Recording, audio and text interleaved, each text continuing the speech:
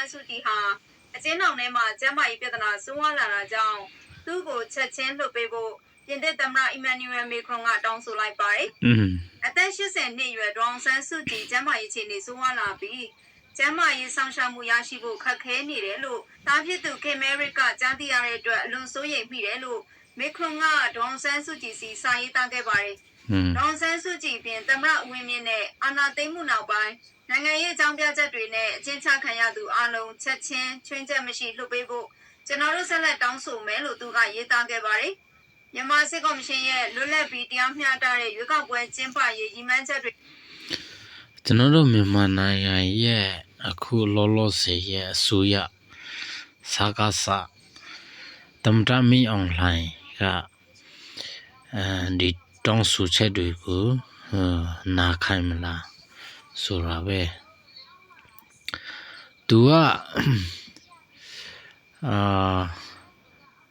ငါနိုင်ငံမှာငါအကြီးဆုံးဆိုတဲ့စိတ်ထားမျိုးရှိတယ်အဲဒါကြောင့်မလွှတ်ပေးရင်ပြင်သစ်နိုင်ငံကဘယ်လိုလုပ်မလဲအေရှန်လူတွေကလည်းဘယ်လိုလုပ်မလဲဆိုတာကိုကျွန်တော်တို့မသိသေးဘူးအခုမင်းအောင်လှိုင်နေတဲ့ပုံစံရလို့၎င်းကဆိုပါတယ်အကြမ်းဖက်မှုရှော့ချရေးနဲ့တရားဝင်နိုင်ငံရေးခေါင်းဆောင်တွေအစီအစဉ်ချမှတ်ခဲ့တဲ့ငြိမ်းချမ်းရေးလမ်းကြောင်းတွေကိုပြင်သစ်နိုင်ငံကထောက်ခံမယ်လို့သူကဆိုပါတယ်ဘလူးပဲထောက်ခံနော်မင်းအောင်လှိုင်စိတ်တဘောထားကလုံးဝပြောင်းလဲမှာမဟုတ်ဘူးနော်ကျွန်တော်တို့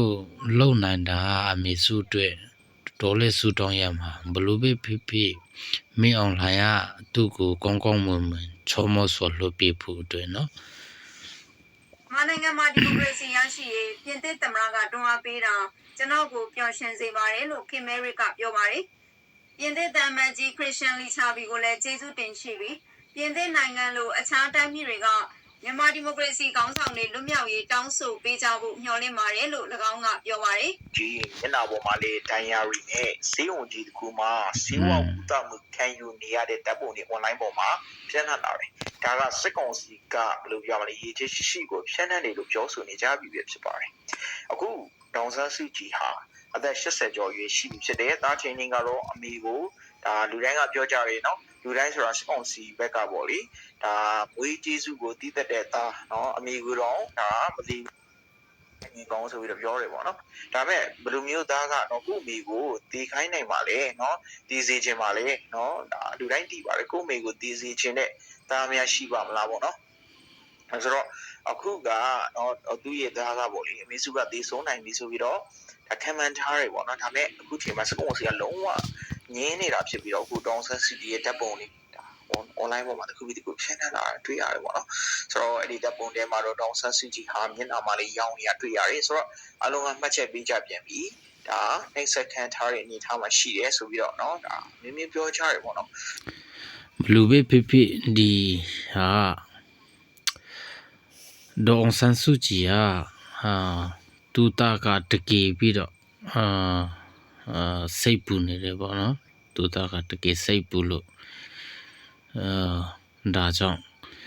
အခုလိုပြင်သစ်နိုင်ငံရဲ့သမ္မတကချက်ချင်းလွှတ်ပေးဖို့တောင်းဆိုနေတဲ့အရာလေးဖြစ်တာပေါ့နော်